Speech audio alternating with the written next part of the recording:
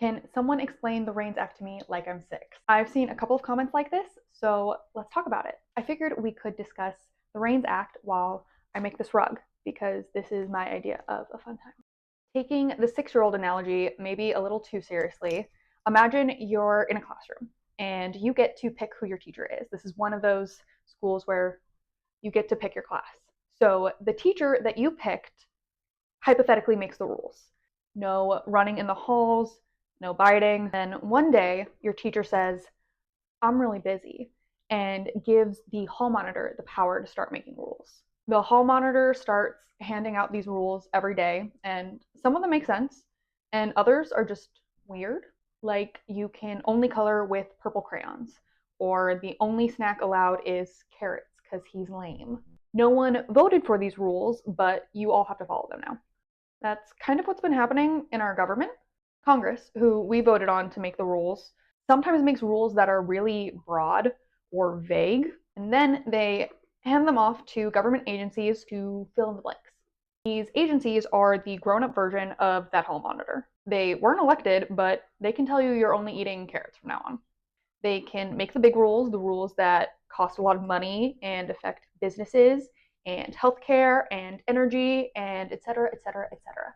For a long time, the court said that this was okay. They used something called Chevron deference, and I know you all already know what Chevron deference means because we all knew what that referred to before the Supreme Court overturning. Basically, if a law passed by Congress was vague or unclear, the courts would defer to the government agency to determine what it meant. That meant that unelected bureaucrats could interpret laws however they wanted, and the judges would typically go along with it. So if Congress said something like, protect clean air, it was then up to the government agency, not the legislators or judges, to determine how far that went and how much that should cost.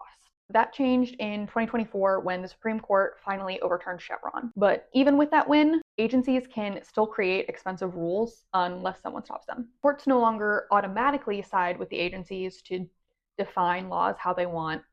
Still, that only fixes part of the problem.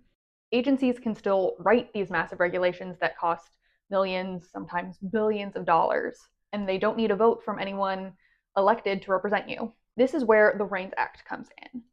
REINS stands for Regulations in the Executive in Need of Scrutiny, another long government acronym, but it's actually really quite simple. If a government agency wants to pass a rule that costs more than $100 million, or on the state level, $1 million, or whatever number the state determines, they can't just do it on their own.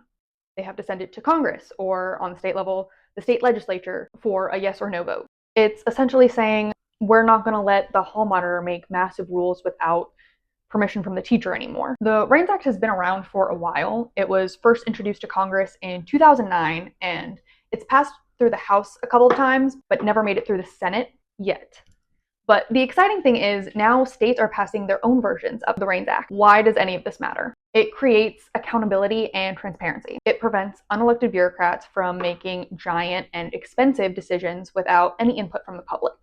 If we're going to spend millions or billions of dollars, shouldn't someone vote on it first? That's the REINS Act.